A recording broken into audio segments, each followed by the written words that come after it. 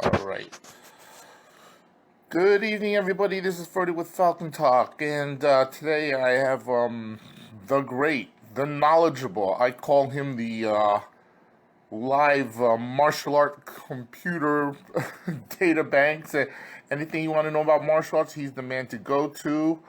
You all know him as Kenpo Joe Rebello, and one of our uh, one of our panelists here, and I'm going to turn the camera around, and we're going to have this handsome fellow on.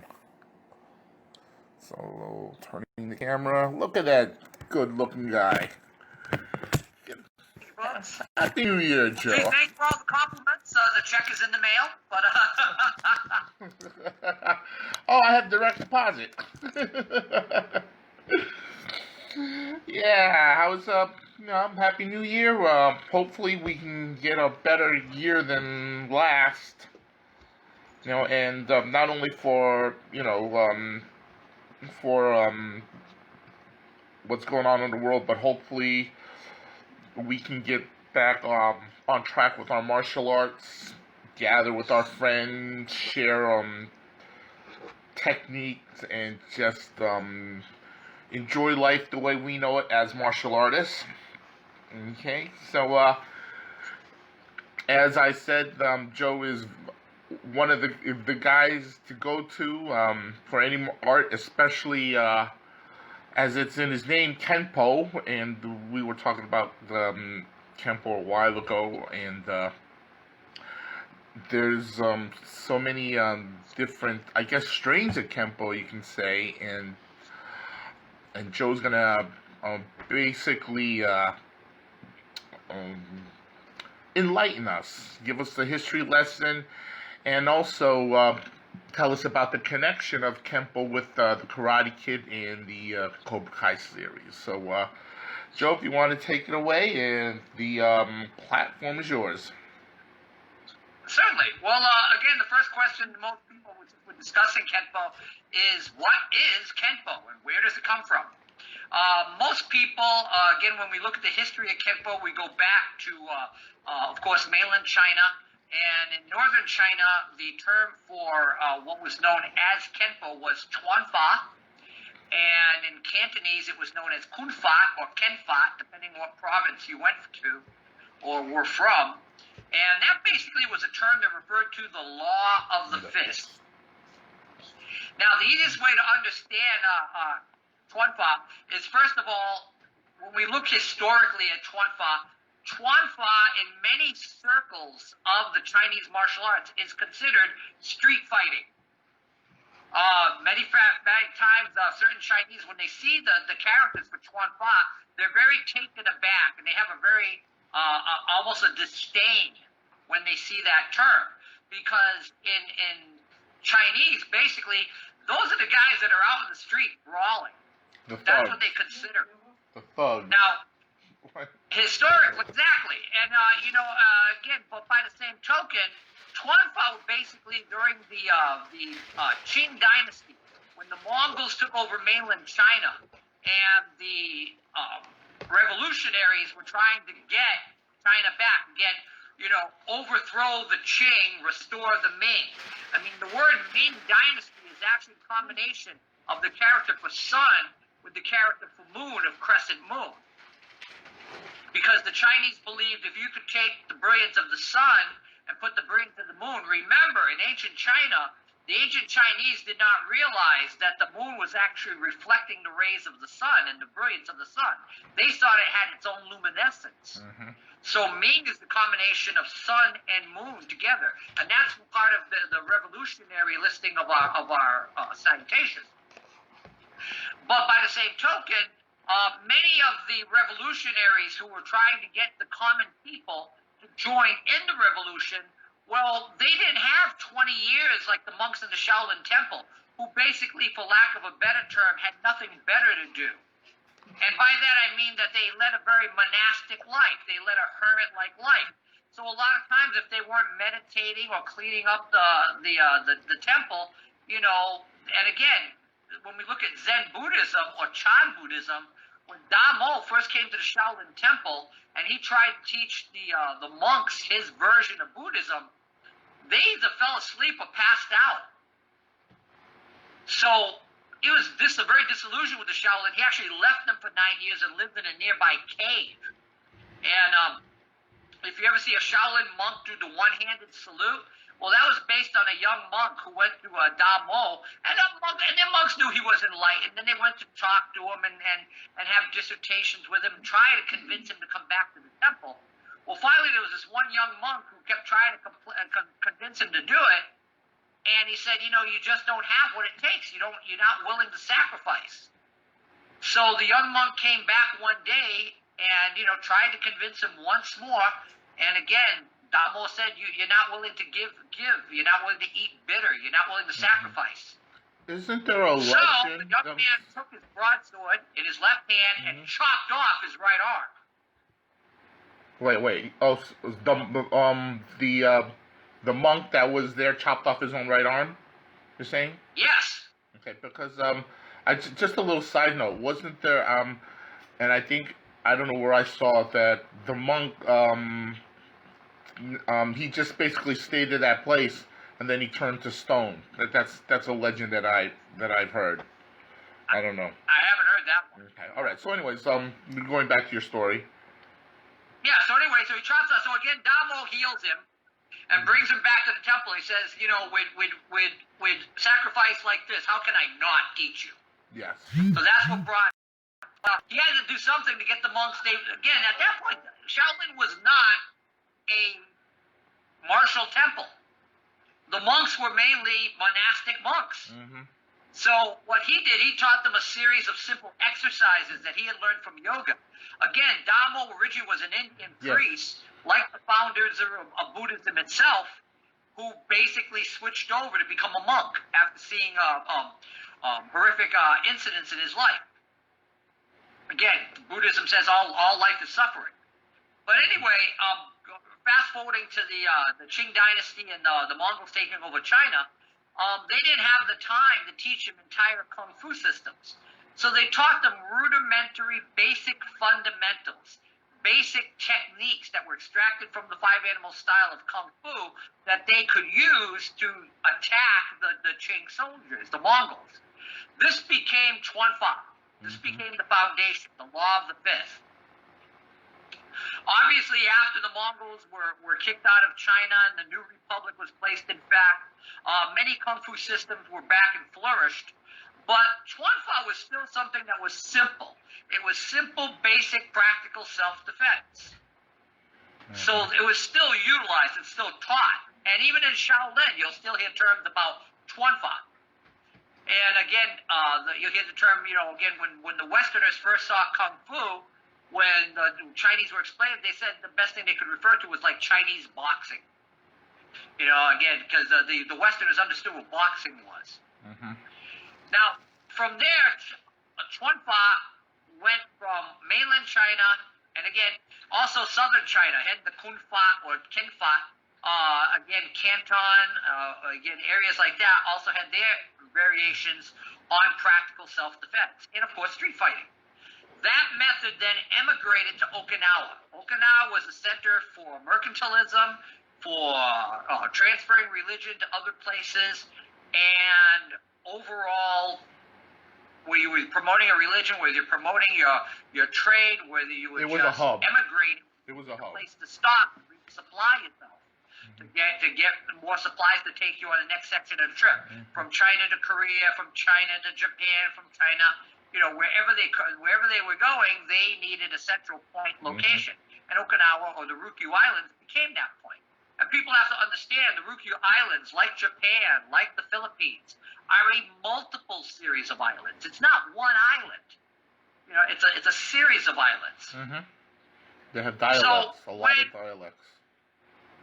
Exactly. So the native dialect in Okinawa, when they transferred the characters from mainland Chinese into the Okinawan dialect, well, the character for fist was Ken, and law was Po.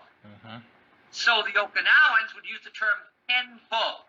And Kenpo to the Okinawans was another term that referred to arts that were learned from China, like Tode was, or Karate later became, which is hands of China. And it was a reference directly to the arts that the indigenous Okinawans, the Ryukyu people, had learned from the mainland Chinese, whether northern or southern. Now, that particular art, that particular orientation had more of a Chinese influence to it. Now, once the Satsuma clan took over Okinawa, they, of course, outlawed all weaponry and outlawed all martial arts. So the Okinawans would hide their art, whether it be in dance or teaching in secret. And they referred to this as ti, or te, meaning hand. Okay. And when you ask them, where did this hand come from? Well, it came from China. Okay. Now, they referred to that from the Tang Dynasty. So, Tang. So they would use Tang for kata. So, kata te, hand of China. Now, when they took the art and they in turn emigrated it, and of course they taught in secret, but eventually they were allowed to teach in public, and they brought that art to Japan. And now the Japanese, of course, specifically pre-World War II, at one point they approached the Okinawans because they knew they were going to invade China, and they considered the Chinese the sick men of Asia. Again, that scene in Fist of Fury is not just something from a movie. That was very factual. As was the sign in front of several of the parks that were occupied by the Japanese in China, no Chinese or dogs allowed. Yep. And that sign, it really hung in Shanghai Park. That's why when Bruce does that scene, the audiences explode at that time and when they watch that movie. But the Japanese were telling the Okinawan masters, no, we're not going to mention China. Well, thankfully, the word kata was also used in Japanese for empty.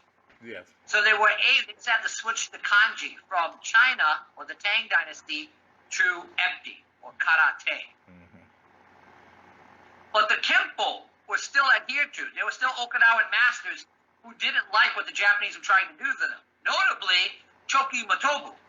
Now, Choki Matobu's family was in line with the royal family of the royal house of Shuri Castle. However, he wasn't a direct relative, meaning he wasn't like a brother or a cousin. He was a more distant relative. So because of that, he could not learn the Matobu family Udonde lineage, which basically was taught to the bodyguard of Shuri Castle to protect the emperor. That's where you see like the kata of a Nehanshi. Moving to the side, crossing over, sandwiching, turning left, turning right, hitting with double hammer fist to the side. Why? Because I've got the emperor between me. I'm either going to slam a guy into a wall, fight a guy who's in front of me, and knock him away from the emperor. These were bodyguard techniques. These were techniques that they would utilize to take advantage of their environment to demonstrate their kenpo. Now, Matobu himself, he trained with several different instructors. He didn't train just with one sensei. And he learned these different versions of Kenpo or Te from these different instructors. And he was always a fighter. He used to go to the red light district a lot. He used to test his material. Gee, will this work? Well, let me go down to the local bar, and someone starts stuff with me. I'm going to finish it. That's his lab. That was his lab. Right. For many people, that's like Kenpo Lab. Where's the Kenpo Lab? It's a bar. It's a strip joint. Let's go to Kenpo Lab. It's a nightclub. Because what do I know? I know somebody's going to start something with me sooner or later. And if they're going to start it, I'm going to end it. So that's the new code word. Let's go to Kenpo Lab. Because of that, Kenpo always has that kind of dark side of the martial arts. It's always considered, wearing the black gi. And some of it comes from Kung Fu. Because, white in Japan is a symbol for death. And in China, you go to a funeral, you don't wear black, you wear white. That I know. White. Because it's empty of color. It's devoid of the fullness. You take a glass, if I'm going to have a drink of soda, or what, it's full of the color. But once I finish it,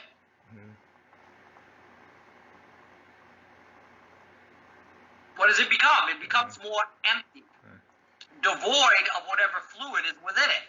That's your favorite And orange tea also soda. is considered normally a darker substance than water. So, as the Okinawans learned their art from the Chinese and incorporated it and simplified it, again, they looked at the art and they was like, I go to, Kusaku from goes to visit China. Well, he hasn't got 20 years to spend it learning an entire system. He's only there a couple of years. So what does he learn? He learns like one basic kata or 2 or 3 basic kata. He learns some basic drills. That's it. Well, guess what? Welcome to Kenpo. It's not the full Kung Fu system. Certain Kung Fu systems, we look at Wing Chun. Wing Chun has 3 empty hand forms, 2 weapon sets, and a dummy form. That's it. That's the system. And, of course, basic techniques that are taught off that. But it's still 3 basic forms, 2 weapon sets, and a dummy form. As opposed to other systems like Choi Li Foot, which have hundreds and hundreds of empty hand forms and weapon forms and different dummy forms and iron palm forms. It's a huge system with an incredibly vast syllabus. Well, again, back in the old days, they didn't have the time to learn all that. So they focused on what? Practical, simple self-defense techniques. So, we look in Japan, when it emigrated to Japan, when you talk to the Japanese and Japanese syntax of the language, the N sound in Ken is switched to an M sound. Kenpo. Oh, by the way, the Kenpo is also the constitution of Japan.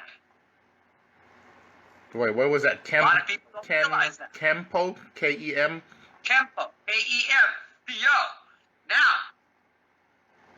because of the syntax, again, switching the N to the M, when you talk to most Japanese, when they hear Kenpo, they still think of Chinese martial arts. Okay. I'll give you a shining example of that I'm sure you're familiar with.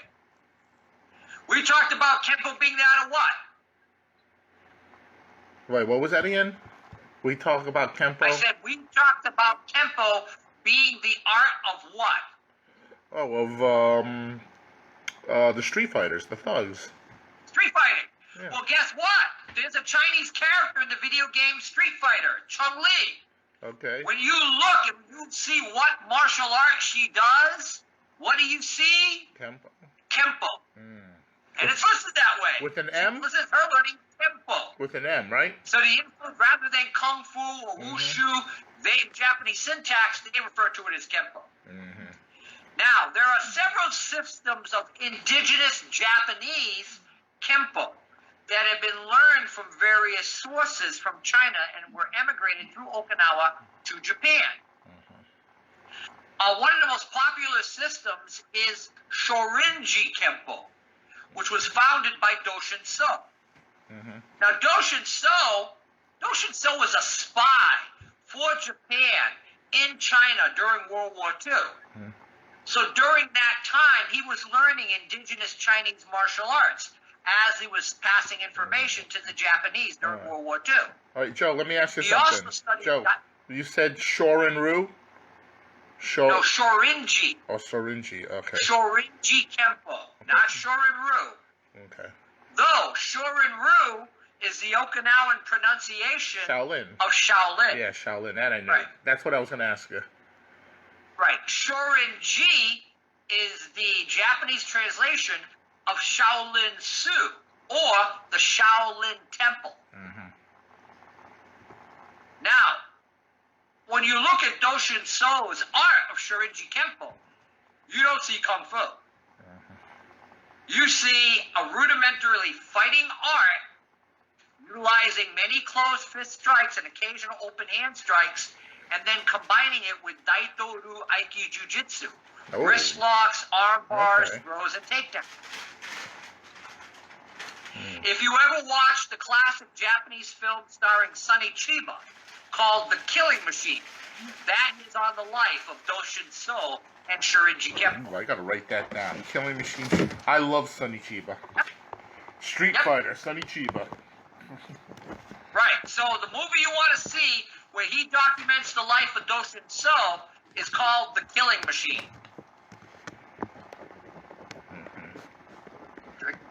Killing Machine. Sonny Chiba. Who does? Now, Doshin So and the art of Shorinji Kenpo has two very interesting and unique elements to it. One was the original symbol, which he had learned from Buddhism, and I should also mention, Doshin So also founded a particular sect of Buddhism called Kongo Zen. Now, Kongo is a reference to ball lightning. If you ever see the Vajra or the Dorji, with the two ball lightnings that end up on each end, that's used as the religious symbol. Well, the monks would also use that to defend themselves. They would strike with the various parts of the Dorji or the Vajra. Or we know it as Yawara. Oh, okay. A simple stick, but originally it was a religious symbol that they carried with them. Oh, really? And they would use it as a fist load and be able to strike various pressure points and strengthen the power of their fist. Now, Kongo Zo's symbol is the mandala or the swastika. Yeah, I've seen that in certain Indian religions too. Swastika. Right, it's a symbol for Buddhism. What is that? Well, simply stated, when we draw a yin and yang, we have an S shape. Now, if you take the first S shape, which is vertical, and you place another one, which is horizontal, you make the symbol for Kongo Zen, which is the four quadrants of the universe. This semicircular action, or S shape, was then made an open, angled four corners for the four corners and four quadrants of the universe, or the four directions. It was also symbolic of a water wheel. Now, the true mandala opens to the right, so it flows to the right. The Nazis, when Hitler adopted the mandala, the swastika, he put it facing the opposite direction, or on a diagonal, facing the opposite direction. Unfortunately, many people are ignorant to that fact, so when they see the Buddhist swastika, they unfortunately automatically associate it with Nazism. Yeah. And unfortunately, even Shorinji Kenpo itself eventually changed its symbol so as not to be associated with the Nazis in the terms of ignorant individuals. Now, if you want to see symbols of the real doji or the Vajra associated, then you can watch things like Carter. If you ever watch Carter Wong's 18 Bronze Men? No. I've heard of the movie, and I've heard of Carter Wong. There are symbols of the Buddhist swastika everywhere, all throughout that film. Why? Because it's the Shaolin Temple. It's a Buddhist temple. Yeah. So Shorinji Kenpo is one of the popular systems. There are other lesser-known systems that were family styles of Kenpo. Again, William Durbin, in one of his books, mentions it. I don't always like to quote some of his stuff. You got to take like with a grain of salt. Nothing against the man himself. I look at some of his history and I go, eh? But if you look at Ryukyu Kenpo, Shorinji Kenpo, Nippon Kenpo. Now, here's another interesting system of Kenpo. Nippon Kenpo. Nippon, of course, is another term for Japan. And this is a Japanese system of Kenpo.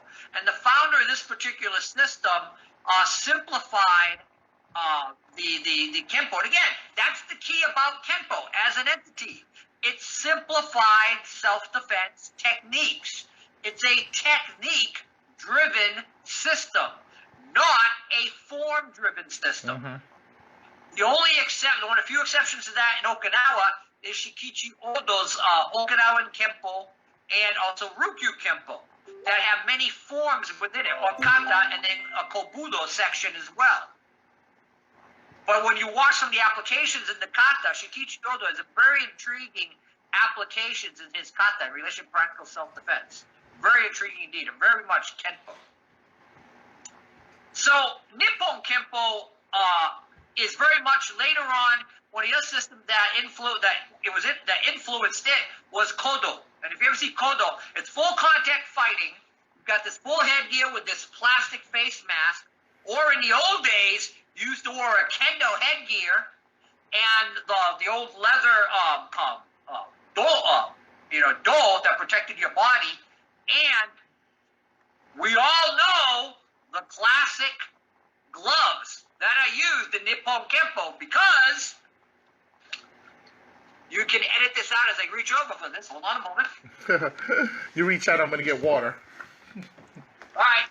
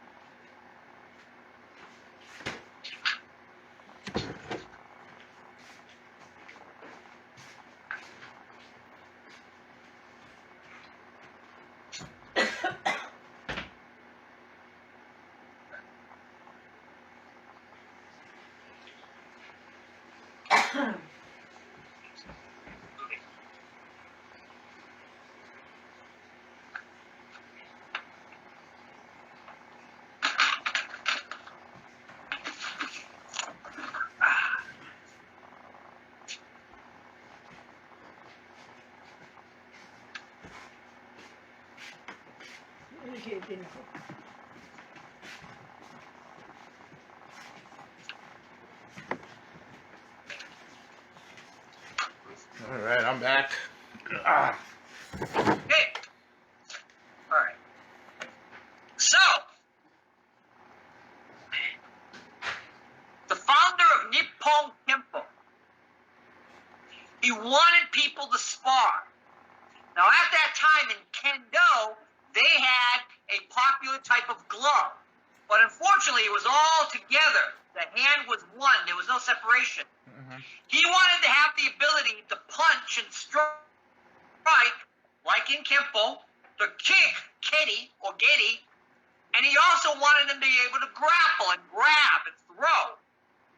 So grab the opponent and control them, because again, the Chinese influence of systems like Wing Chun and other styles, Eagle Claw, that would grab and grapple. So he redesigned the glove.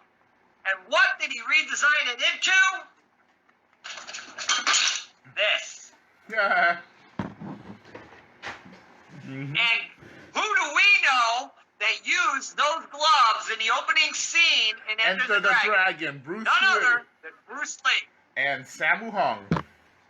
And Sammo Hung. Exactly. Sammo Hung. Who, if you go on YouTube, I interviewed many years ago. Here's one from, I want to say this is a Mortal Company. Again, originally in the old days, what they used? Well, lace up. And of course, then one of the greatest inventions known to man in the world was created. Velcro. Velcro. So, when Bruce saw these gloves, just fast forward to Bruce for a moment, he loved them. Because here was an opportunity where he had a glove that was leather, the fingers were separate. Matter of fact, I'll show one a little brighter here. This is a pair I got from I love it. All these companies in Pakistan are all making these variations on them now. And out of New York, there's a company called MACS. And out of Queens, I want to say. And they had a pair of these that a Pakistani company sent them. And I fell in love with them. I love the logo on the back. I love the Velcro. I love the red and black. It's got a black palm as opposed to the other one. Queens? They're in Queens? Huh? They're in Queens, right? That company? I believe so. Yeah, MACS. Yeah, okay. So I'll call them up, let them know, send them a video, say, hey, Joe Rebello, Kenpo Joe mentioned. Yeah. But here's the cool part. No, because Tom lives in that area. See, traditionally, it's a softer leather palm. Now, in Nippon Kenpo, hey, guess who found this incredibly practical to use and taught it in Japan? The Tokyo Police Department. Mm-hmm. Because by wearing the full mask and the full leather chest protector, and the most importantly, the open fingers. Now, when we look at a shinai, what is the base of the shinai? It's what? It's white leather. Mm-hmm. So what they did, they took the entire truncheon, their billy clubs or nightsticks, and covered it with the white leather with the four really? straps, so they could strike and practice their billy club and nightstick techniques on each other and strike a person full contact at the head of the body. Many years ago in the 1980s, there was a wonderful documentary put out by PBS called The Way of the Sword. And it depicts many different martial arts. And it has an open-air training session out what looks like this enormous basketball court with the Tokyo Police Department practicing Nippon Kenpo, where they are doing full contact sparring. And that's what the founder of Nippon Kenpo wanted to do. He said, no, man, I want full contact. I want to be able to blast somebody in the face full power. I want to punch him in the body full power. Because when he had learned it from Okinawa, Nakamura rather, the founder of Okinawa Kenpo, he would have his students fight with bogu gear, full armor, full heavy cloth, reinforced plates, sparring, and with bare feet. The hands were protected, but the feet were bare. And later on, they incorporated like an instep and shin protector, because they would blast each other. And this way, the police department knew it worked. Why? They hit each other. They would blast each other. They would pound on each other. And again, back to legal street fighting. Full contact, full blast, grab the guy, pound him. I remember the scene, one of the favorite scenes in the fight in the train with the Tokyo police. Man, there's one police officer jumps up in the air, hits the other guy dead in the chest with a flying sidekick. Blast him into the next zip code with it. Bang! And that's where they end that footage. Pip and I was like, man, yeah, I ended that there too. That was pretty cool. I wonder if that's on YouTube. Probably look for it. Try to find it. It's called The Way of the Sword. Yeah, I wrote it down. It was released circa, I want to say, mid-1980s. I have a small segment of it, which includes the Nippon Kenpo training with the Tokyo Police Awesome. Department. All right, Joe. So, what I want to ask you, though, is how did Kenpo make its way to the United States? And that's an excellent question. I'm thinking like Hawaii probably was its first stop. Many people credit James Matose, Yes. who was the 24th descendant of the Koshoru system of Kenpo. I read an article on him being in jail and somebody found him. I don't know who it was, but Yep. yeah, he was in jail. I'll explain all about that. Okay, cool. So, James Matose was born in Hawaii. And his family, which we later found out his real name was Yoshida. But again, he was known as Matose. That was the name they used. Anyway, when he was a teenager, he was sent back to Japan for a while. And his parents went with him to Japan, and he learned martial arts in Japan. And he learned the system of Kenpo. And he claims the Koshoru system of Kenpo. And when certain parties like the Tracy's group was researching this, they found that there were a lot of holes, there were a lot of discrepancies in the stories and whatnot. And the reason for that being was many people did not know, but the Yoshida family, his parents, were spies for the American government in Japan during World War II. And they were relaying information back to America. So obviously they had great concerns to protect the family, so that's why the name change was utilized. So after the war, Matose returned back to Hawaii and he started to teach his art. And at that time, the art that was popular at that day was jujitsu.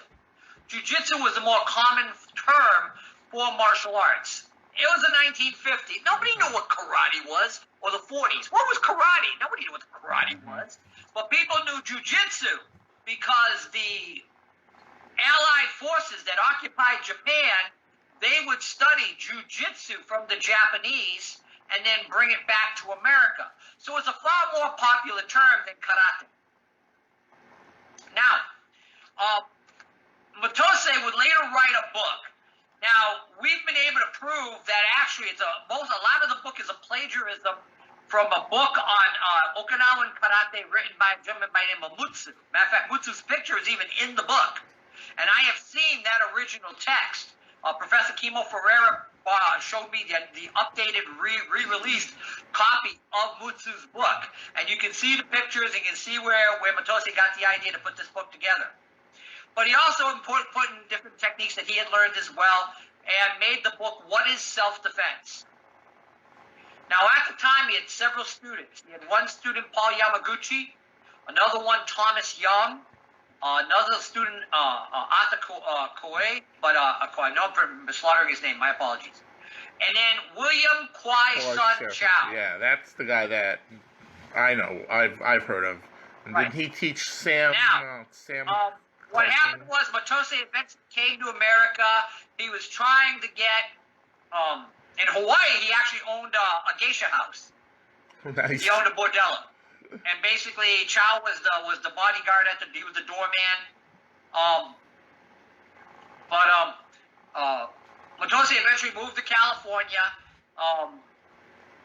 Again, this really doesn't have much to do with Kenpo, but people ask about him. So what happened was he had actually met with Ed Parker, and he actually went to his studio one day and did a demonstration for him, another one, Richard Planis, another one. Oh gosh, I just saw his name. Not Harry. I just saw it the other day because someone was asking me. I couldn't remember his name. Then I saw a picture of him. I remembered it instantly. But anyway, he did a demonstration of kosher roux, and it was drastically different from what Mr. Parker learned from Chow. Mm-hmm. So anyway, he was doing something with the strawberry farmer, and his wife the man's wife had cancer. He was trying to heal her. It wasn't working out. In many ways, he could be a con man at times. So basically, he had one of his students try to strong-arm him, and the guy ended up killing them. Wait, who killed who? Matose? The student of Matose, who a lot of people know him now by his Hindu name, Namiya Hassan. Mm-hmm. And he's still doing Kenpo to this day. I actually met him at the Capitol Classic last year. Okay, now he killed the strawberry farmer?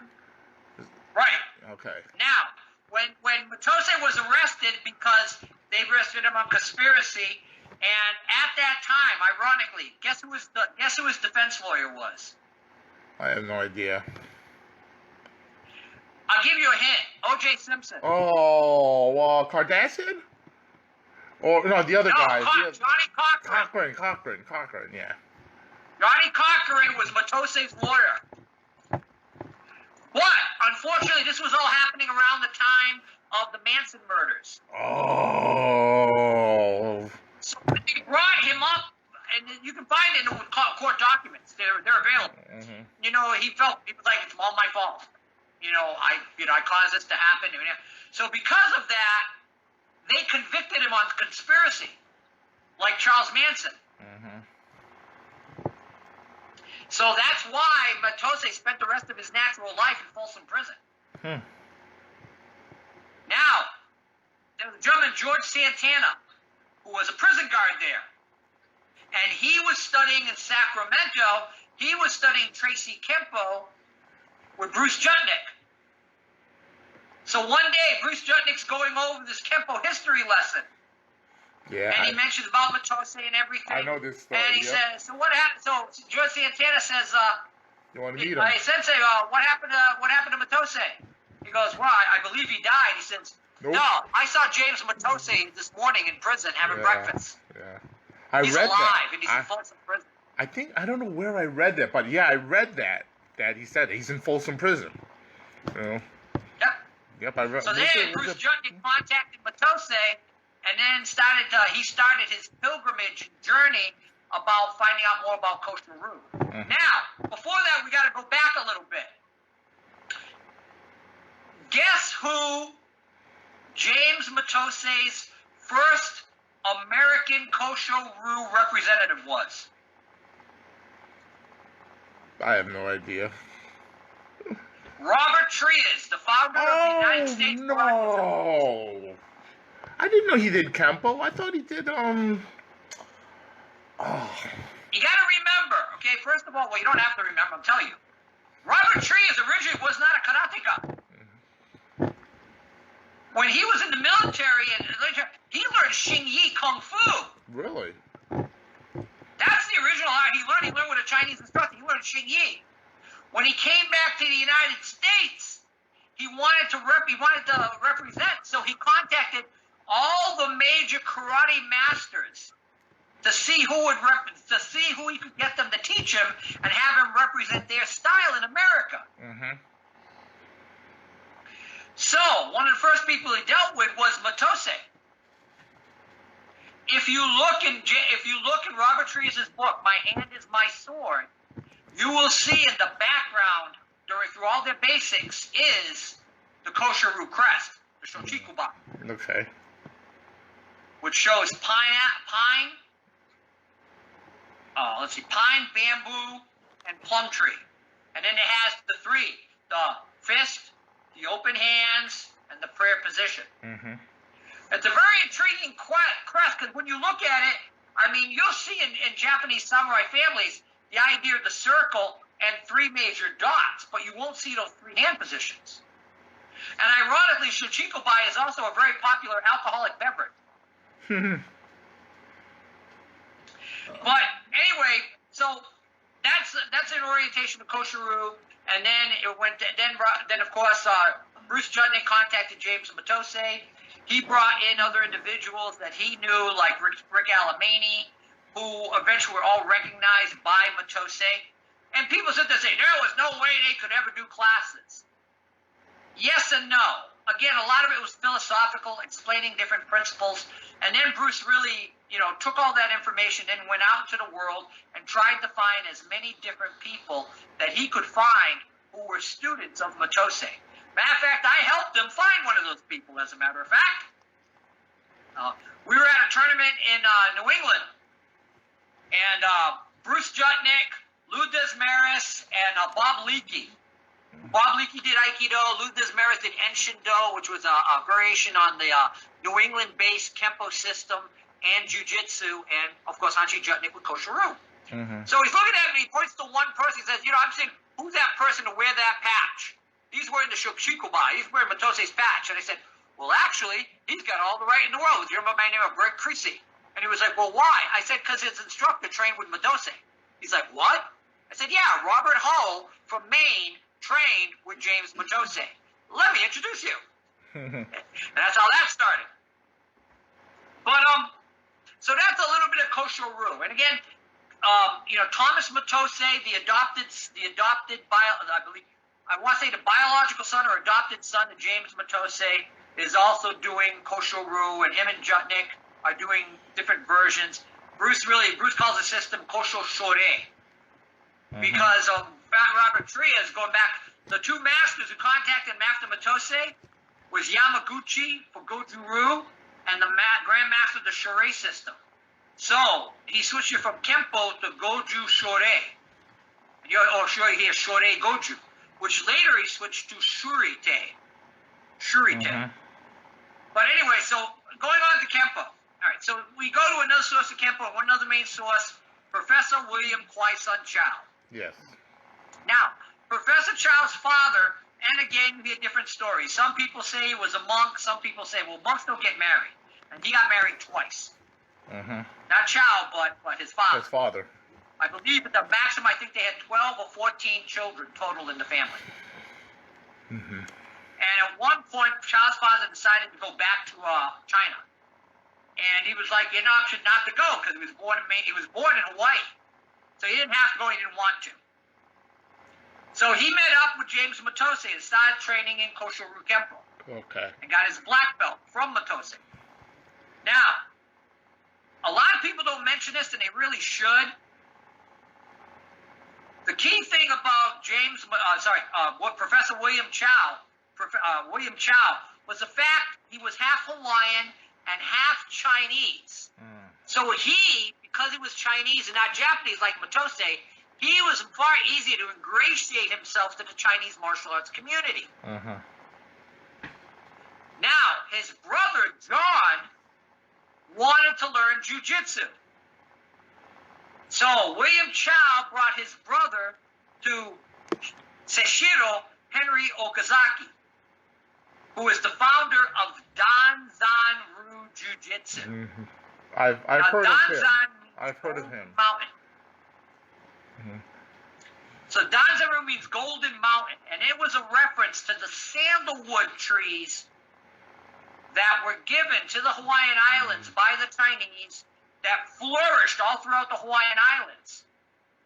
But unfortunately, a lot of these people were taking these sandalwood trees and cutting them down to make sandalwood incense. Mm-hmm. And it got so rampant that they were destroying all these trees that they finally had to make it outlaw that you couldn't destroy a sandalwood tree. Matter of fact, there's one very famous, enormous sandalwood tree in Hawaii. If you look it up online, I'm sure you'll find it. So Okazaki named his system after the Golden Mountain, or the Sandalwood Mountain. But John Calhoun went to go train with Okazaki. Now he was a child at that point. So who would bring him? Well, his brother, William Chow.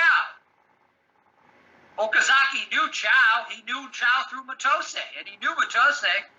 So they'd watch class. He'd sit down and watch class, and then afterwards he'd bring his brother home and he'd go, "Okay, show me what he showed you." And he'd either create a counter to it or incorporate the technique into his training. I love that. I love doing that. I have a side note on that gentleman. On that system, he had a student. I've read it as by the name of Charles or Charlie. He was half. I believe he was half Chinese and half Hawaiian. Charlie Kalani, I believe his name was. But he was Charlie Kalani. But he was known as Professor Toru Taraka. Exactly. Yeah.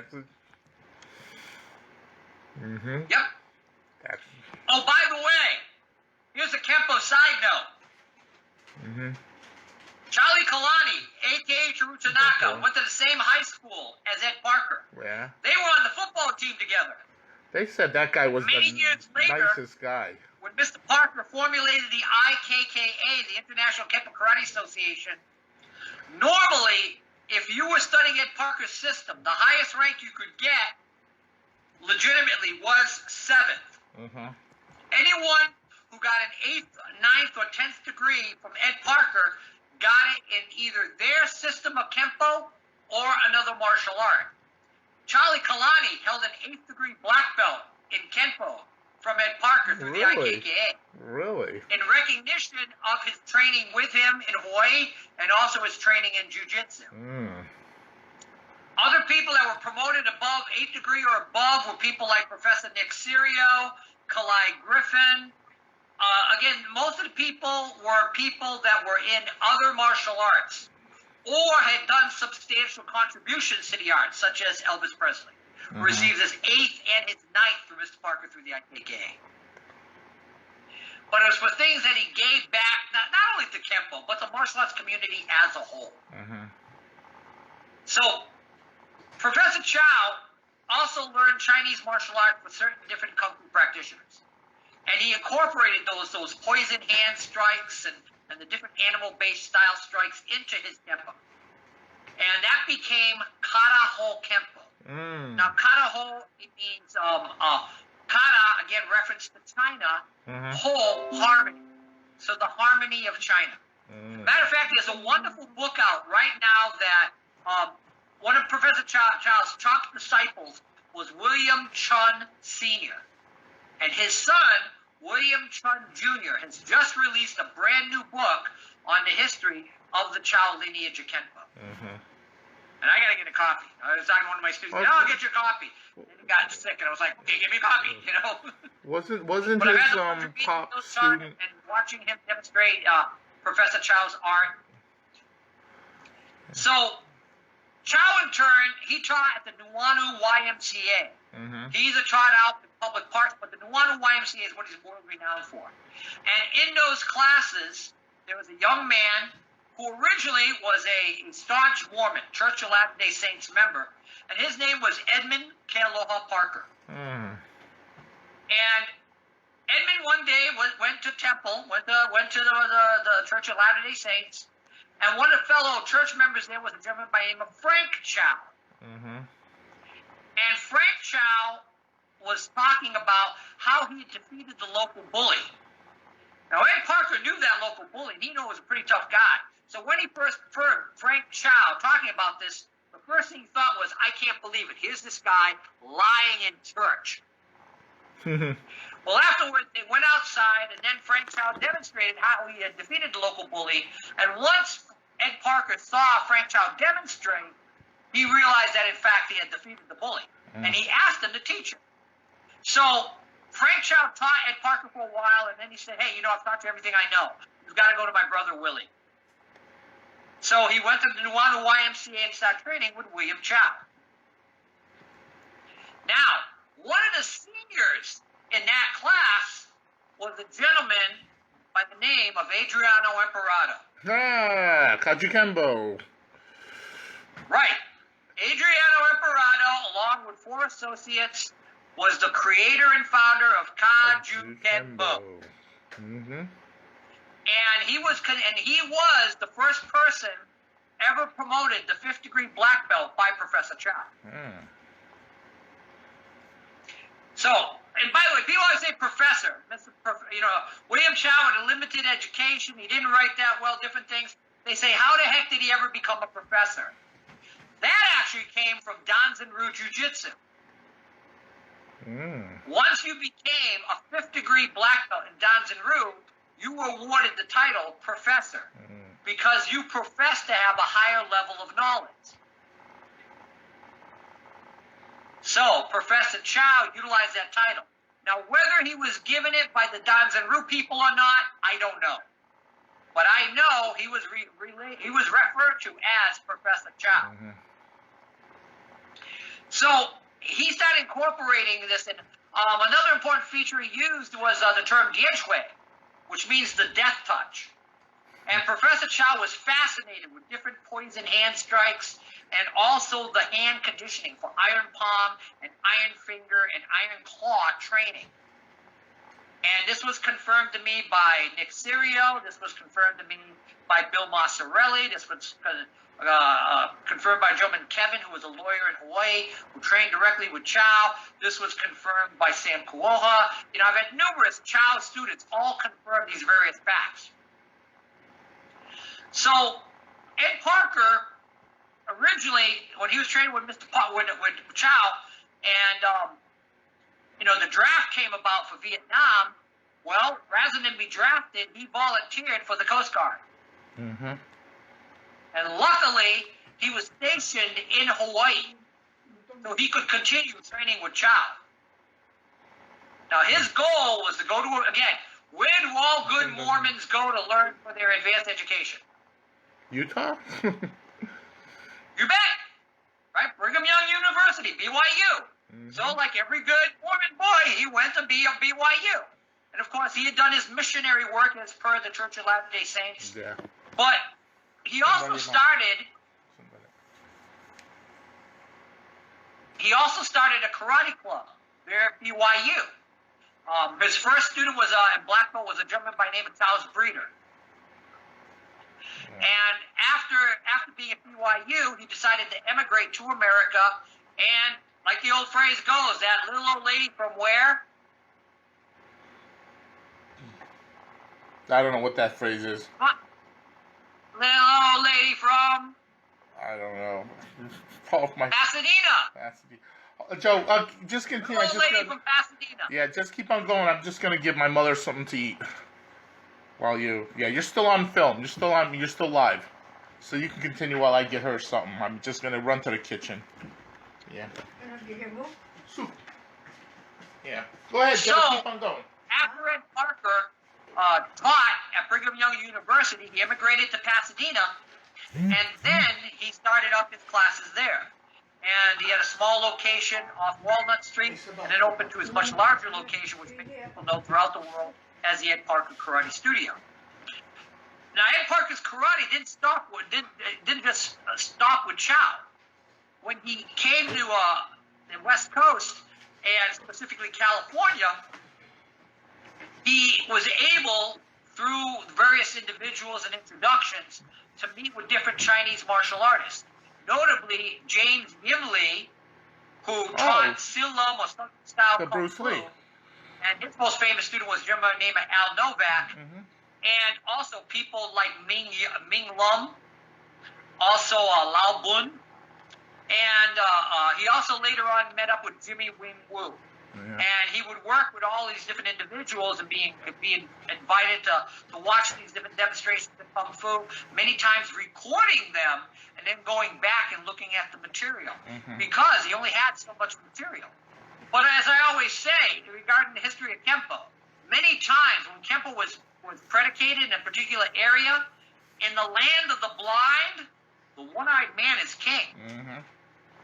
So if you've got a little knowledge, it's a lot more than anybody else has, so you're able to perpetuate that. And that also opens many doors in relationship to your training. Joe, question. So you just mentioned Jimmy Yim Lee. Is that the same Jimmy Yim Lee that studied under Bruce Lee? Yes. As a matter of fact, here's an interesting side note. So James Yim Lee, through O'Hara Publications, had a book called Wing Chun Kung Fu. I have that book. The green cover one? Yep. I have that. James Yim Lee didn't write that book. No? Bruce Lee wrote that book. What happened was, James Yim Lee and Bruce became really fast friends. Yes. And James' wife got cancer. And James was struggling to try to pay for the treatments and whatnot. So Bruce Lee said, hey, James, tell you what. I'm going to list you as the author of this book. You get the royalties from it. It'll help pay for your wife's cancer treatments. You know, you've been invaluable to me. You introduced me to Ed Parker. You introduced me to Ralph Castro. You introduced me to all these different people. And I appreciate that. So what I'm going to do for you is I'm going to give you the royalties and the authorship of this book. What a great guy Bruce is. Now, many years later, O'Hara Publications would put on the cover of the book, Technical Advisor Bruce Lee. I have that book. Many years after James and Bruce had both died, to let people know, look, this is a Bruce Lee book. You know, and the O'Hara brothers who owned Black Belt Magazine and O'Hara Publications, they were in on it. They knew. And they thought it was such a kind gesture. That is a great, yeah. I have that book. I gotta dig it up. Gene Lee. Didn't he die like in 72? There's a little side note for you. He died in 72, right? 1972. I think he died before Bruce. If I'm not mistaken. I'd have to double check. If I'm not mistaken. I believe so. Yeah. Yeah, because I believe he also died of cancer. Yeah. And he said he met Bruce when Bruce was really young, like 19. Oh yeah. Yeah, he first came to country. Yeah. James Yim Lee was one of his first martial arts contacts. You know who I always wanted to really ask about that? Linda Lee. Well, you know who knows Linda? Mick. You know Mick? That's on here too. He's good friends with Linda Lee. Mick Thornton. Really? Yeah, Mick Thornton. Yeah. Mick Thornton. He knows Dan. He knows Linda. He studied under what's the guy? Oh jeez. Tim Tatchett. Tim Tatchett. Yep. That's his Sifu. Yep. Tim Tatchett I interviewed for my TV show. I've got to do a second interview. I got to get in touch when all this is over. Hopefully, God willing, Tim is still around. Nothing against Tim. With everything going on these days. But I interviewed him, and it's funny. The interview I did with him was not about JKD. No. Almost all the interview was about his training in Xingyi. But anyway, let's get back on track with Kenpo. So Ed Parker started to incorporate what he had learned from these different martial arts masters, also training with Art Long privately and working with whoever he could, and eventually having James Yim Lee come to his studio and teach at his studio in Pasadena. And James Yim Lee was instrumental in the creation of the book, The Secrets of Chinese Karate. And for whatever reason, they had a falling out, and Ed Parker didn't give him the credit on the book. So James Yim and Lee and he, parted ways. It was a not pleasant scene, but Ed Parker would go on to continue teaching Kenpo and incorporating different elements and evolving what eventually became known after his death, and in the last few years of his life as American Kenpo. So that's the history of that particular orientation. Now, main people who helped franchise that system that were former students of his were the Tracys. You always say Ed Parker brought this system of Kenpo to America, but the Tracys franchised it. And they went on to promote the system all throughout the United States. Or their version of the system that they had learned from the Tracys, that they had learned from Ed Parker, rather, at that time. Mm-hmm. Later on, they would work with different individuals like the White Tiger Grandmaster Du Wei and incorporate some weapon sets and other individuals that they had learned Chinese forms from and incorporate it into their particular system of Kenpo. Now, other people have branched off from that, like Tom Connors, who actually was the person who taught Mr. Parker and the Tracys how to present classes and salesmanship. He was the top moneymaker and the top instructor for the classic Arthur Murray dance schools. And he taught them how to do a private lesson plan. He taught them how to do introductory lessons and apply it to martial art. Later on, he would form his own branch called the Traco, and at one point, the Traco Par system of Kenpo. Okay, so that's some of the systems. You have Ralph Castro. Yeah, I've heard of Ralph Castro trained with Professor Chow in Hawaii. Is he the father of June Castro? Parker. Say again? His daughter's June Castro, right? Yes, he has. You ever hear the story about the calendar and the Castro family? Yeah, because I know that. Yeah? I think that he must be. I think he's Filipino. The Castros. No, you don't know the calendar story? Oh no, let's hear it. Oh well, these are his daughter's names: April, Mai, June, Julie, or July. Augustina. I kid you not. That's their names. That's great. June. That's the names: April, May, June, and July. I'm not kidding you. Oh, I know a girl. I wanted to ask him before he passed. I got to ask him, why did your father name all the girls after months of the year? I got to ask. But, hey, eventually he'll get to one of them, Like, you start at the beginning, like, one of them's going to be the right one, right? But again, Ralph Castro, because of his training with Chow, they do not do Ed Parker's form. They have a whole set of forms. Mm-hmm. From Mount Keats River, through Lightning Ram, through all various names, and of course their self-defense techniques. I love those which names. have a heavy Chow influence. I think I saw you one time do something. I think it was like Sword Thunder or something. It was on YouTube. You were explaining something. I said, I love the Kenpo names. I love their names and their techniques. Well, they originally got the idea from what? Kung Fu and Tai Chi. Yeah. Al Tracy says, it's not the name, they're reading from Tai Chi. Sunrise, sunset. Grass the swallow's tail. Parting the horse's mane. White snake sticks out its tongue. Okay, all right. The horse's mane. So now let's here's a couple of questions, okay? And first of all, like what Kenpo do you do, and what is the history of Kenpo in Rhode Island with Nick Serio and them? Okay. Mm-hmm. Well, in order to talk about that, bring it a little closer. Mm-hmm. That's better, actually. Yeah. In order to talk about that, we have to go again. We mentioned about Adriano Imperato. So he learned Kenpo from Professor Chow. He and 4 associates created Kaju Kenpo. Mm-hmm. So they brought Kaju Kenpo to California. There was a gentleman by the name of John Leone. And John Leone taught in California. And one of the people who had learned in Hawaii and also in California was a gentleman by the name of Hilaron Victor Gascon. Now, he didn't tend to use Hilaron because as a child, and we all know in school, children can be cruel. Yes. So they would make fun of him because his first name was Hilarious. And on top of that, Cedar Gascon had a speech impediment. He had a stutter. Oh. So he decided not to use his first name.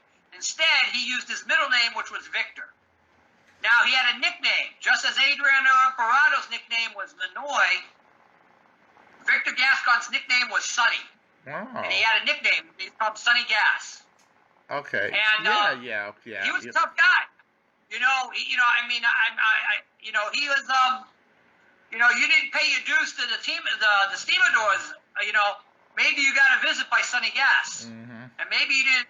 Maybe when he left, you didn't have all the same parts that you had when you walked in. And he was a tough guy, and but later on, I met him many years later. I met the gentle, wonderful, loving, caring human being who, to this day, I am so blessed to have met and known Sonny Gascon. So what happened was, he had trained with John Leone, and he was teaching in Burbank. And one day, a gentleman, Tony Ramos, and two other people, and I used to know their names, from Kaju Kenpo come in, and they say, hey, look, Nonoi wants you to stop paying in for using the name Kaju Kenpo. And he knew him. He knew him. They were friends. So he's like going, why didn't he contact me? All he had to do was call me or ask, why is he sending you guys in? And you ticked off Sonny Gas. You know what? You don't tug on Superman's cape. You don't spit into the wind. You don't pull the mask off of the Lone Ranger. And you don't tick off Sonny Gascon. So he says, well, do you want to go on the floor and discuss it?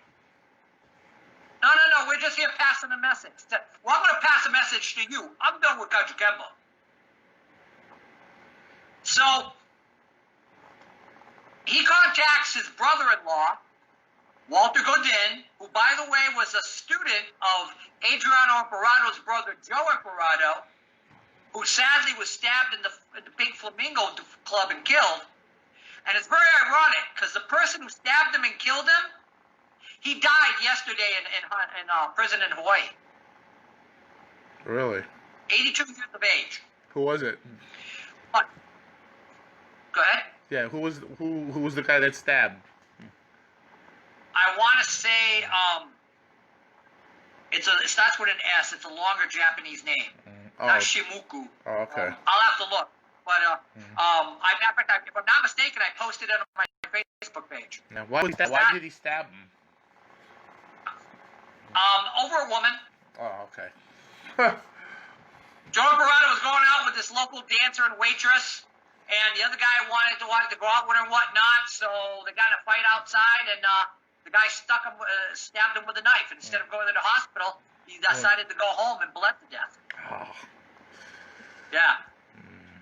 But anyway, going back to, so Walter Godin decides to rename what they're doing. He's going to change the forms around a little bit, the techniques around a little bit. So he's sitting there, he's going, what am I going to call this? He says, well, where does martial arts come from? Well, it comes from China. Well, since we wear karate gis and whatnot, what's the Japanese word for China? Well, it's kata. Okay? Well, who brought martial arts from China? Well, that was Daruma or Damo. Okay, so we use him for our symbol. Damo, Daruma. So, what did he bring? Well, he brought Chan Buddhism. Well, what do you call it in Japanese? Zen Buddhism. Okay, Kara Zen. Okay, well, what did he teach? Well, what do? We do Kenpo. Well, what's Kenpo? It's the law of the fist. So China's enlightened, because Zen or Satori, law. Kara Zenpo. So we use Kara Zenpo. And what do we teach? Well, we teach self-defense. What's the Japanese word for arts of self-defense? Well, it's Goshin Jutsu. Well, there we go. Kara Zenpo, Goshin Jutsu.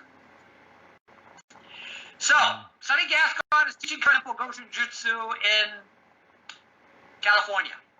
There's a young Italian man from Rhode Island by the name of George Passari. And he's in the Air Force. So he finds about Sonny Gascon. He wants to learn karate. So he comes and trains with him. So he's training with him and studying with him. And his tour of duty runs out in California. He's going back to Rhode Island. So he says, I really want to teach this. Can I teach this back then? It was only like a purple belt at the time.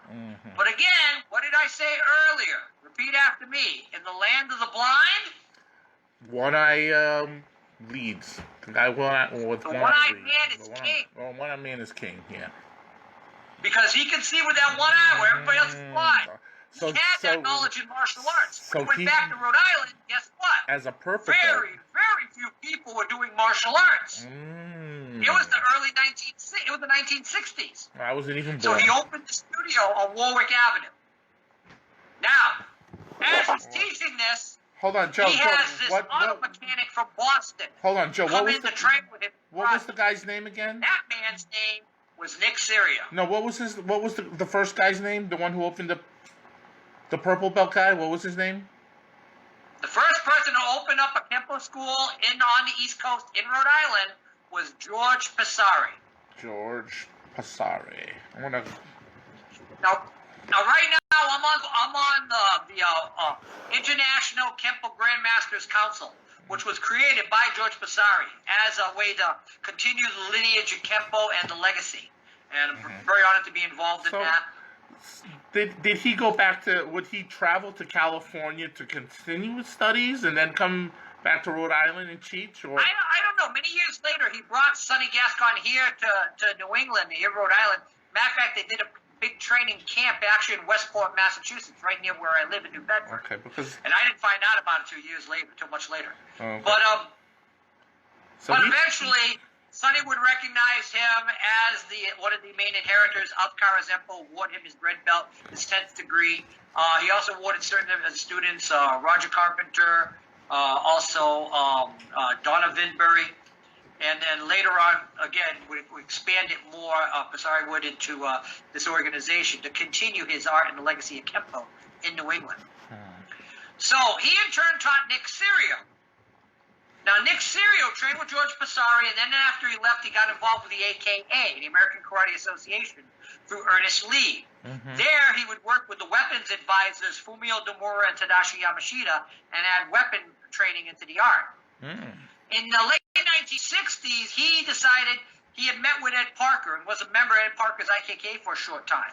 And then they parted ways, and he said, well, who taught Ed Parker? Well, Professor Chow. So he decided to go to Hawaii to go train with Chow.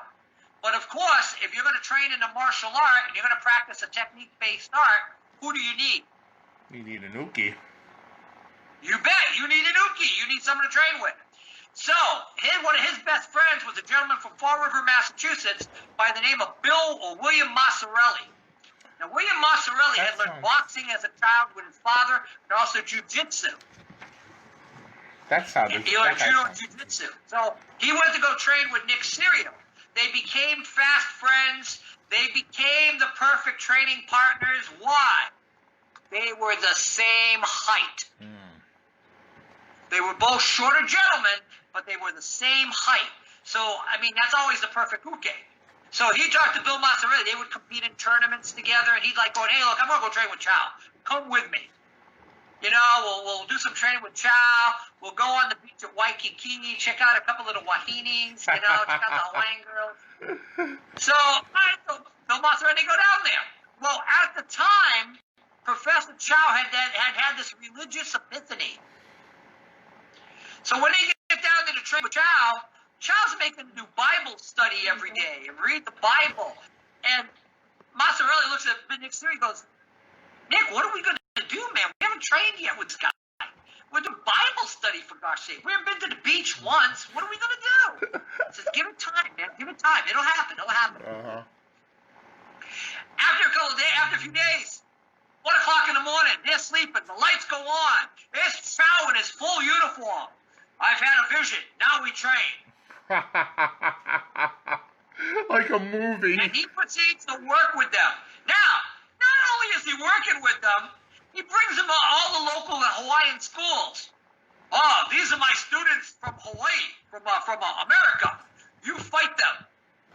And they would have to spar every single person in that class. So they'd go home dragging each other back to Chow's house going, man, how long are we going to keep this up, dude? Hey, he wanted to train. That's the real Kumite. That's the real Kumite right there. Now, there are several pictures of Professor Chow in front of, I believe, the Palama settlement where Adrian Imperato taught, and the Nuanu YMCA. And there are pictures with Professor Serio training with Chow. There's pictures of Professor Serio and Bill Massarelli training with Chow, and also his main disciple, as I mentioned earlier, William Chun Sr. So you can find those pictures online. So Nick Serio comes back and he becomes Chow's representative. Matter of fact, I have a picture of Professor Serio, and it's really funny because at that time he was wearing a toupee, but it lists him as being the representative for Professor Chow and Professor Chow's system in the United States at that time. I want to say it's 1969. Is he still alive? Sure, but I'm almost positive. Is Nick Serio still alive? So, huh? Is he still alive? Oh no, Nick Serio died of cancer in, I want to say 2000, 2000 maybe? Okay. No, it had to be earlier. Had to be earlier. Maybe the late 90s. I want to say 98? I'll have to double check. Okay. But unfortunately, he passed away a combination of liver cancer. There were two forms. He died of two combined forms of cancer, unfortunately. Sad. But yeah, so he in turn also learned Kung Fu, Hungar Kung Fu by a German named Fong Chin. Ah, we know that Fong story. Chin was a monk up in Chinatown and later in Rhode Island. And he learned Hungar Kung Fu, and he was one of the major influences that caused Professor Serio to change from the Karazempo-based system of George Basari and reorient, combining it with the Kung Fu and also the Jiu-Jitsu and other martial arts he had learned to formulate Nick Serio's Kenpo. Oh, so Fong Chin did Hungar. Okay. Yes. Now, one of Nick Serio's students was a young man from Dedham, Waltham or Dedham, whose name was Fred Villari. Oh, wasn't he And Fred Villari trained with Nick Serio, and he got his second degree, up to his second degree black belt from Nick Serio. Now, at one point, Professor Serio had decided to relocate down to Florida. Mm-hmm. So Fred Villari was in the Dedham, Waltham area, and he wanted to open up a karate school. So originally wanted to open up a Nick Serio franchise. Now, he had another student of his who was a well-off businessman whose name was Rudy Horn. So Fred Villari and Rudy Horn got together and they opened up two studios in Dedham and Waltham. Well, Nick Serio got tired of Fall River and decided to move back to Rhode Island.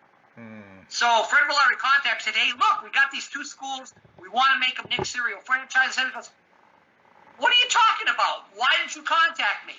And it always seems that classic story. I'm only a phone call away. Why didn't you call me, right? Yeah. So they have a big falling out, and he kicks Fred Villari out of his school. So Fred Villari and Rudy Horn sit there and say, well, what are we going to do? What are we going to do? Well, we still got art. We got material we can teach, and we learn more and whatnot. So he goes, well, what are we going to call our schools? We can't call them Nick Serio schools.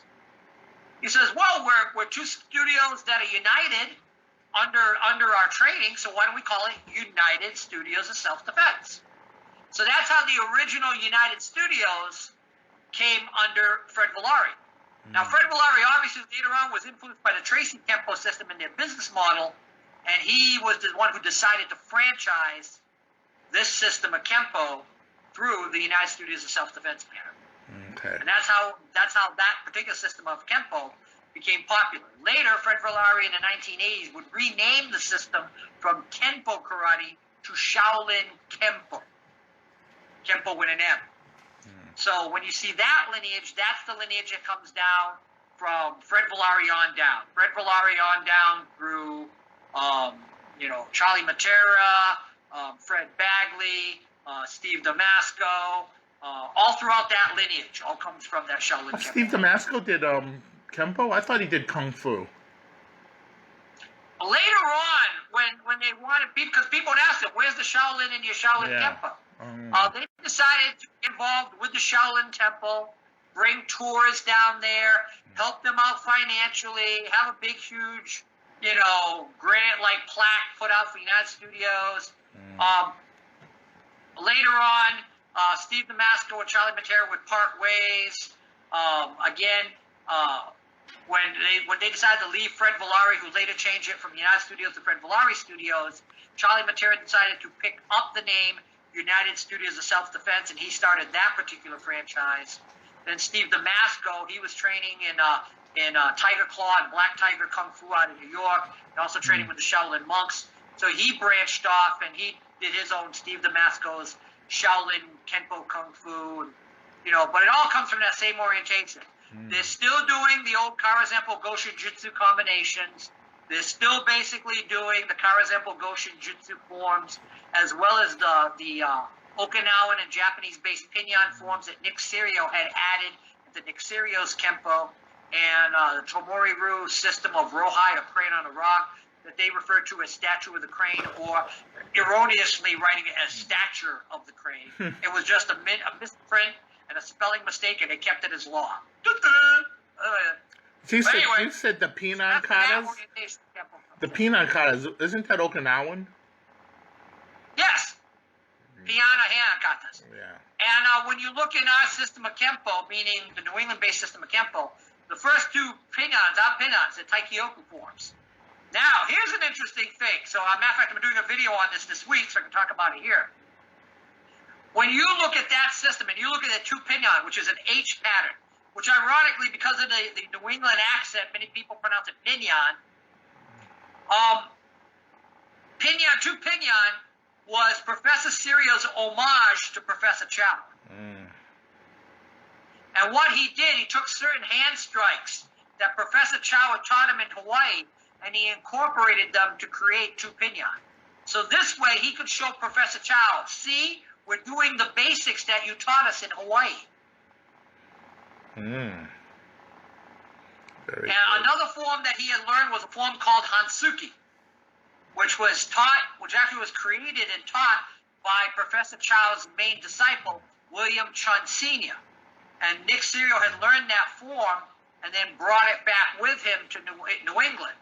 And that really is our lineage, to Professor Chow and Bill Chun Sr. and that lineage. Okay. Now, didn't you, weren't you a student from Ed Parker's? Yes. Yeah, I worked with Mr. Parker from 1983 till his death in 1990. Yeah. In 1983, Nick Serio, Kalai Griffin, Tony and Doreen Cogliandro had contacted Mr. Parker about joining the IKKA and getting Mr. Parker to come down to New England. I was very fortunate at that time because right around that same time, I had just tested for my black belt with a German guy named Jim Gagnon. And a Kung Fu instructor who I had worked with, who I got him to learn Kenpo and test for his black belt with me, a German by the name of Leo Lacert, he also had contacted Ed Parker through the IKK at that time about joining the IKK. Now realize, we didn't know we weren't doing Ed Parker's Kenpo. We had no clue. We had never really seen it aside from his books. And it kind of looked a little bit like what we were doing. So, imagine our surprise when we go to meetings and whatnot and find out, hey, they're doing something completely different. And it was a real learning curve for many people. It was a real trial and error for a lot of people in New England at that time to learn that system. I consider myself very blessed and fortunate that I had learned Kung Fu, because at that time I was learning the Wu-Tang system, or the Wu-Tang orientation at SMU with Sifu Edward Jada, who was the eighth chosen disciple of Master Jason Zhou. And I had also worked on Southern-style Kung Fu as well. So I was familiar with the Chinese martial arts. So when I was watching Ed Parker's techniques in the form, I'm going, this is Kung Fu! We're doing the plus sign like in Hung Gar Kung Fu and the four major angles with the basic blocks.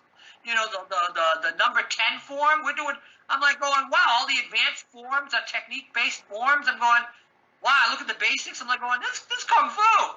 All right, this isn't so bad. All right, I know some of this, you know, as well as the Kenpo I had learned previously. So, at the time, due to Ken politics, I wasn't allowed to take private lessons with Mr. Parker. So, I did the next best thing. I followed him around like a groupie to all the seminars. And I would pick his brain. He said, if you've got a question, ask me. And you write it down, I'm like going, okay, take you at your word, write it down. Every time I saw him, I got a question on this, I got a question on that. Or I got his home phone number because I was with the IKK. I'd call him up. Nice.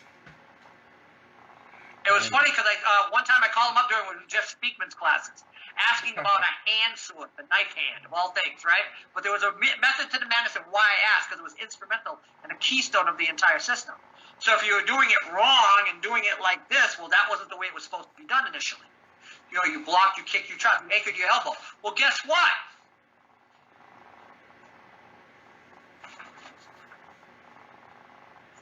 What's that? I don't know, but why am I looking at Wing Chun? That's Wing Chun.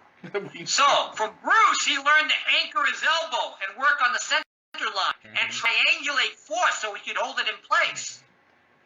So he made that a keystone of the system, that the inward and outward hand sword ended in that same position. Bruce Lee was a huge influence to Ed Parker in relationship to the creation of what later would be known as American Kenpo. Huge influence. So there was a lot of influence of the Wing Chun, the center line, the inside, because that's my colleague also. I base that like the box thing. I don't go outside, because it's more on close quarters.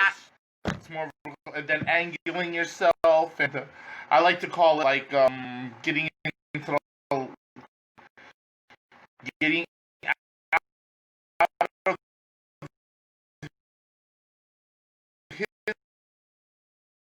line of fire, keeping him in your line of fire. The funniest thing is when we show people, and I talk about it from a women's perspective, the women love it. Oh, they love it. They go, oh my gosh, now you've given me whole insights. Yeah, your wrestling system. Because, what will grab a woman and wrist grab more than he will another man. So a lot of the techniques are made for women. They're designed by a woman who doesn't want to do a hard Shaolin block. It's George Carlin all over again. In football, you wear a helmet. In baseball, you wear a cap. In football, you bow into enemy territory. In baseball, you run home. And I'm a man, I'll do a block. And the anti-bang technique. Oh, Joe, can you show everybody the anti-bang? What? Remember you said the anti-bang technique? The one the character to abduction stance. No, I'm not going to tell you that. That's another podcast. That's okay. We'll talk about that. Wing Chun women's perspective. All right. Bruce Lee was instrumental in Ed Parker's influence. Matter of fact, gentleman, Mr. Dan, who writes for the Art of One Dojo YouTube channel, he was talking about how much he wants to work on the freestyle techniques. Well, the freestyle techniques were all created by Ed Parker and Bruce Lee. So all the freestyle techniques of B1A with the snap and B1A and heel palm and all these, TSKRK. You want to watch some of the advanced Kenpo punch freestyle techniques, watch Bruce Lee beat up on Chuck Norris in Return of the Dragon. He's using several of them. And I show that to people. I say, now you know the techniques, watch Return of the Dragon, watch the fight team. And they're like, oh my God, he's doing TSKRK B5A, or he's doing B1AH, or he's doing our Kenpo freestyle techniques. I go, well, who do you help Ed Parker create them? Bruce Lee. So again, that's just some of the systems of Kenpo. There are so many. Every major culture has some form of Kenpo. China, Okinawa, Japan, Korea, Kwanba.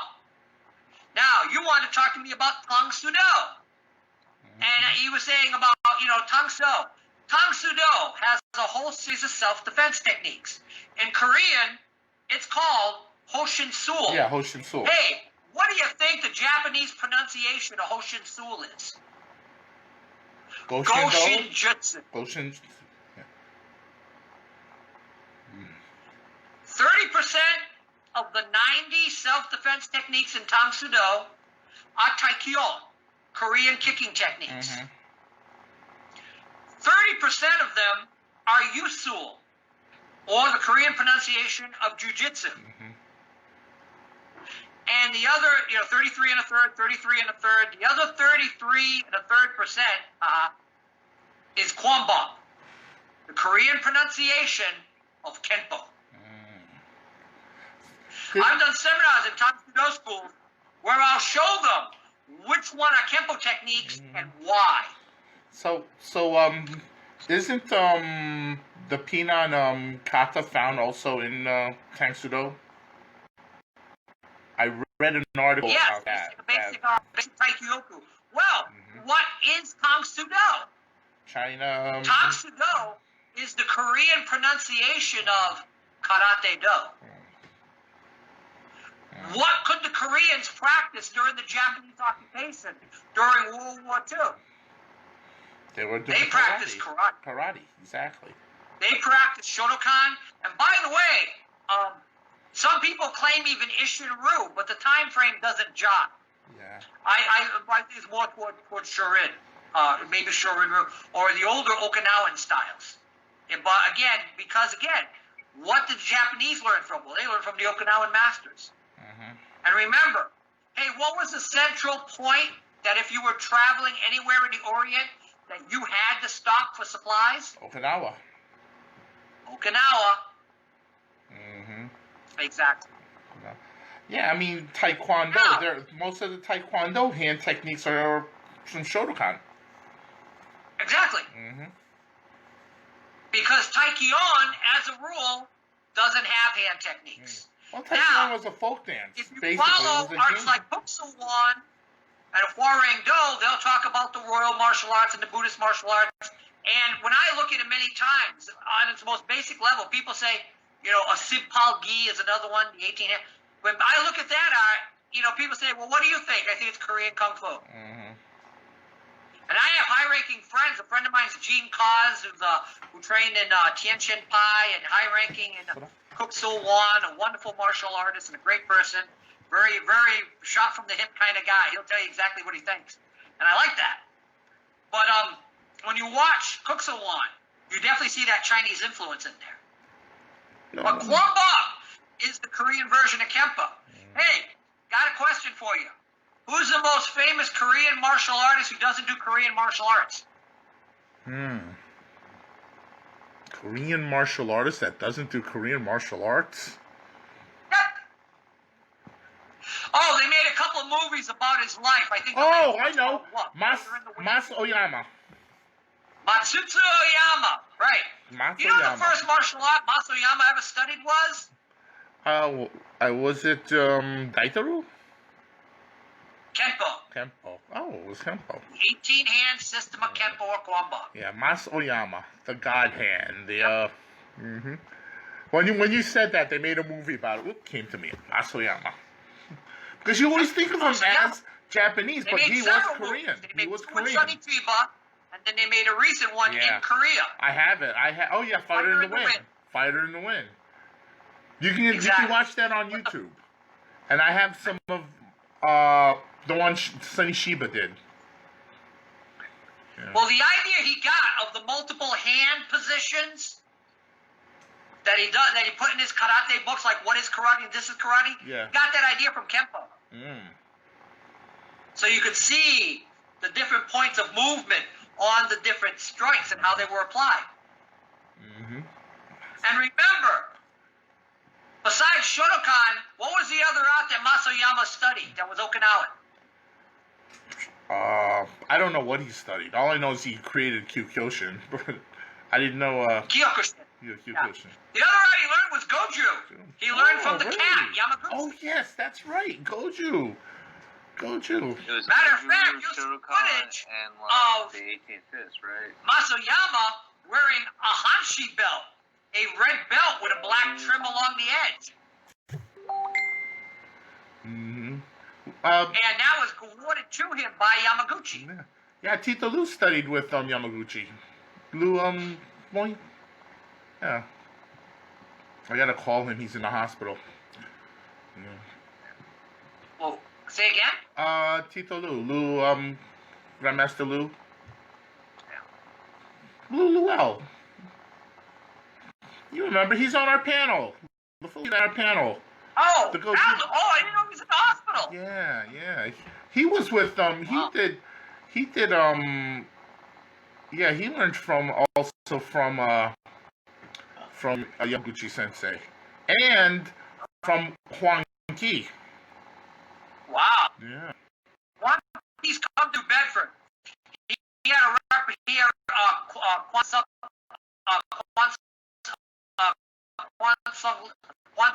Lee, who was a regular Taekwondo instructor, trained with Master Shin and trained with Master Huang Qi.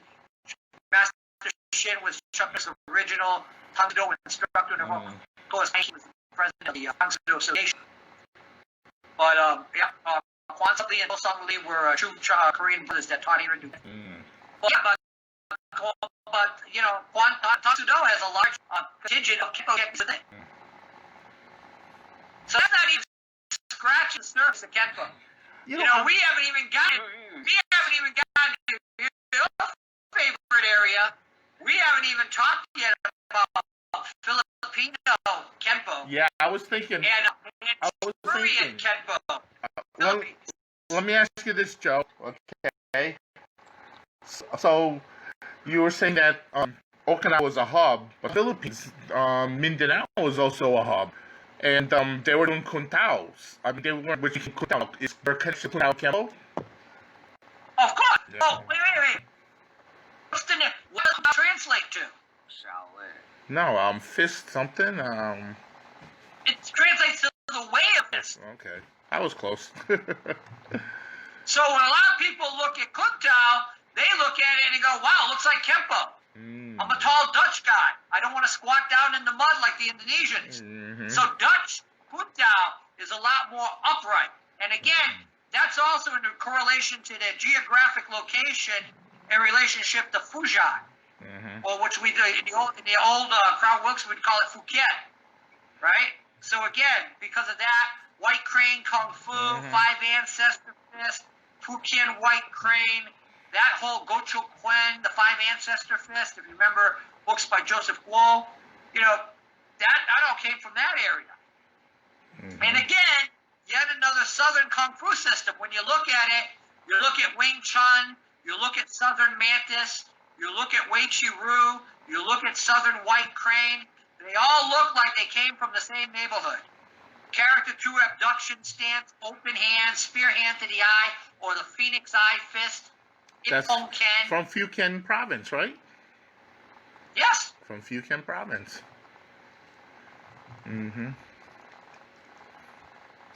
So yet another relative of Kenpo. Yeah. I love this. I love the, you know, I love the history lesson. I love, learning why. I hope everybody's got some information out of this. Yeah, I hope I've educated some people. Well, I hope that people who are learning some of the arts I'm mentioning will now go back and look at their arts and say, yeah, where is this? I'm writing a book right now called, what's the Kenpo in your Kenpo?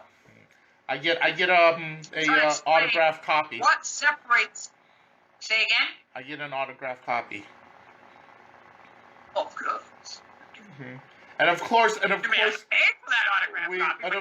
We'll plug it on here. Yeah. Yeah, Joe, a lot of people are inspirations to me writing books. Of course, Ed Parker, one of my other instructors, also Leo Lacert, he wrote several manuals. Another person, Carlos Fabres from Nindo Ru. He wrote some over 22 books. Great. That gentleman was one of the nicest people I've ever met.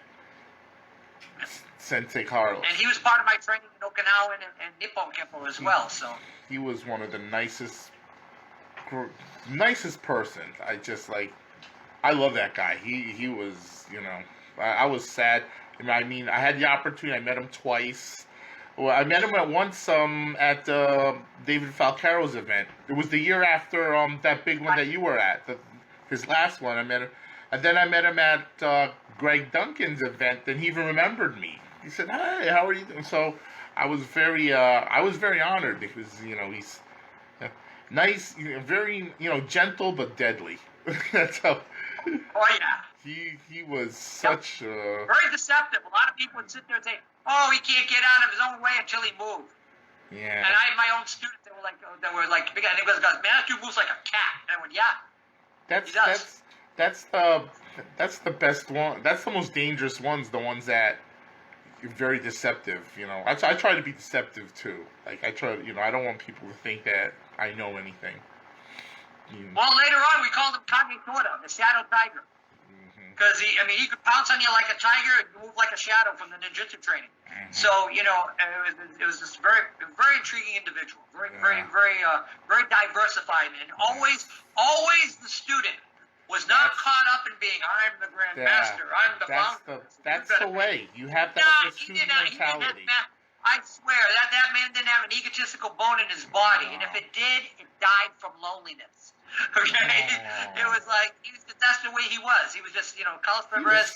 That's it. People ask me, why'd you stay with him for so long? Why'd you stay with Nindo Rue? I said, because Carlos Perez is one of the nicest people you ever hope to meet. And I'm very proud to say some of the deadliest people I've ever met on the planet are also some of the nicest. Oh, and you know what? Martial artists are the best people to have for friends because nobody parties like a martial artist. We party until. I don't drink, I don't smoke, I don't do drugs. I have a beer and stuff, but the party going are like sun-kissed. Yeah.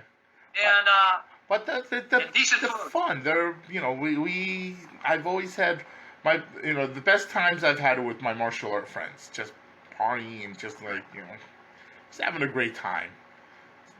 You bet. Yeah. But like I said, when you look at Kenpo, there's a great phrase from the Perfect Weapon. You talked to me earlier about the Perfect Weapon and Jeff Speakman. Mm-hmm. And the phrase is, Kenpo can be the most lethal of the martial arts. I'm making this great t-shirt this year, which I have out. Kenpo, how to rip, gouge, maim, and mutilate for fun and profit. Mark Page, who goes as Master Ken on America Dote. Oh, yeah, he's the best. America Dote. He has 2 great videos. He has 100 strikes to the groin, 100 ways to hit the groin, then 101 more ways to hit the groin. He's the best. I look at those videos, and being a Kenpo person, you know what I call that? A real good start. You know why he loves Kenpo? Because there's Ken in Kenpo. Oh, you're talking to Kenpo Joe. I want to be on a show. I'm willing to drive. I'm willing to fly out to Arizona. We got to do a Kenpo segment with Kenpo Joe. Oh, how can you not do it? Yeah, he's awesome. Yeah, you're Master Ken, and I'm a P.O. Joe. I love he said. Right now. He said, "Stick my pissed on." I don't know if I'm pissed off enough to piss on you. That's a start, he tries to shows at events. Alan Goldberg should get him. Tell Alan to get him. I got to talk to Mark about that. Maybe do that in 2022. That's when the next one's going to be. Bring him in. You looked into getting him for. Can't hurt to ask. Yeah, and then we get on the thing. I want to meet him. Dragons events, and it was like, substantial.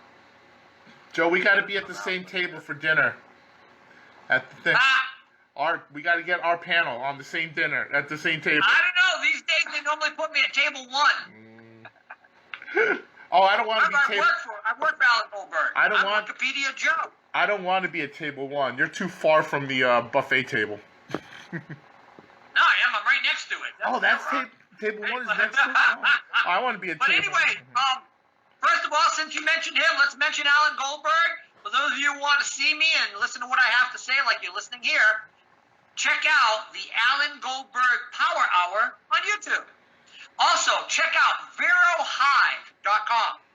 VeroHive is a new format similar to Facebook and MySpace and different formats before it. But it's a great format that you can put in your own special rooms and chats and portals. Make a point of checking it out. Look at VeroHive.com. Can you spell that? Check out Luis Vasquez, who helps out with Alan Goldberg. Is really the power behind the hour in Alan Goldberg's Power Hour. And what about your YouTube channel? You can check us out on YouTube. You can look up my channel, Kenpo Joe 1. The only reason I have that is because somebody else said Kenpo Joe. Funny part is the person at Kenpo Joe offered it to me when he realized it was me. And I said, no, you can keep it. It's okay. I said, all right, guys, he has a channel. But also, you can check us out on Facebook, Joe Rebello. You can check me out on Twitter, Kenpo Joe _Rebello. You can check us out on Instagram as well. Instagram, Twitter, Facebook. I don't have Snapchat. I don't have TikTok.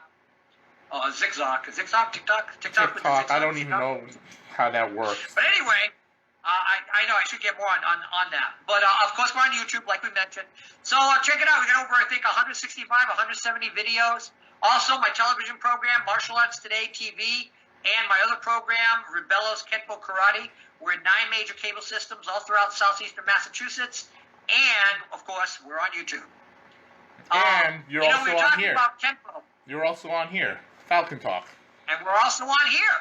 And check us out here on YouTube. Awesome. I thank you very much, Joe. As always, it's a pleasure, and I'm always enlightened. I love when you're on because I just get that education. I just love it. I love all arts. I've done, besides the Filipino arts, I've done. I have a black belt taekwondo. I've done judo, hakuryu, jiu-jitsu. I've done that, and of course Kyusho with Tom and Evan Pantazzi. I love it all. I just love, I love to learn. Evan Pantazzi's a Kenpo guy. Yeah, very good. There's another person that brings Kyusho included into his Kenpo. He's a great guy. Great guy, Evan. Love him to death. And he's in the New England area. Massachusetts, you bet. May I do one thing before we go? Anything you want. I'd like to thank my instructors. I'd like to thank the instructors in diversified systems of Kenpo. From Ed Parker, Frank Trejo, Richard Huck Planis in American Kenpo. Also Tony Cogliandro, who was instrumental in bringing Mr. Parker to New England. Where would I be if Tony Cogliandro and people like Nick Serio and Clyde Griffin hadn't brought Ed Parker here? Also in New England Kenpo, from Karazempo Goshin Jutsu with Sijo Gaston. Also other individuals like Rudy Horn, Mike Rash. Also in the art of Hawaiian Kenpo, through systems like Buckling Pai Kenpo, through Danny Pai's lineage, and my direct instructor, who was Bill Gregory. Also thanking people like Carlos Fabrez for my introduction with him into Okinawan Kenpo and Nippon Kenpo. So many people that come to mind. David German, of course, I'm wearing David German's tie. Transition Action Incorporated, of course, David German's Thai Kenpo Jiu-Jitsu. I felt your technique from David German. You hit me, boom, over Atlantic City. Hey, it happens. That's a martial arts. It's martial arts, not a dance studio. You know what, Ed Parker? To hear is to doubt.